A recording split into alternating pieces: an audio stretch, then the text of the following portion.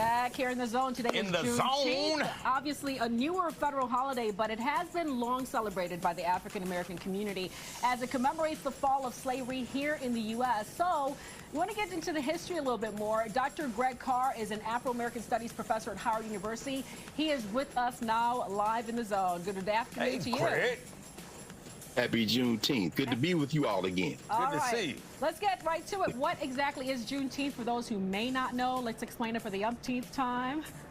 Well, actually, there may be some people who may not know some of the details. I'll keep this very quick.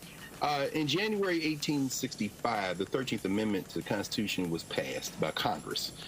In February, Abraham Lincoln said, now the states have to ratify it, so I authorize you to do that by joint resolution. In April 1865, of course, Lee surrendered to Grant at Appomattox Courthouse down the street from where you all are. And then it had to be made law. What does that mean?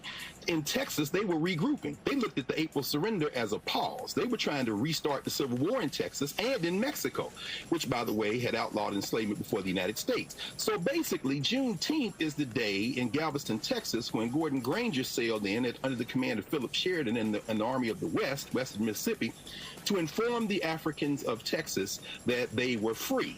In other words, enforcing the Emancipation Proclamation, because it took till December that year for the 13th Amendment to be ratified.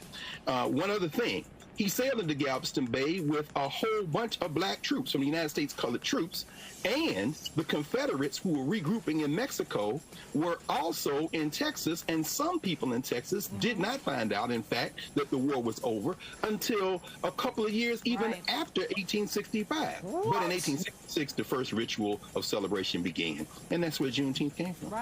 What? So it was soldiers who were still thinking that the war was going on? I thought it was just the enslaved people didn't know that the war had ended. But soldiers were still trying to fight the Civil War years later? Well, some of them still trying to fight Civil War right now, brother. True indeed. You know, let's be very clear about another thing. We freed ourselves. Abraham Lincoln didn't free the African people in places like Maryland, Delaware, Kentucky, where he could have freed them. The Emancipation Proclamation was just a piece of paper until the Army made it stand up.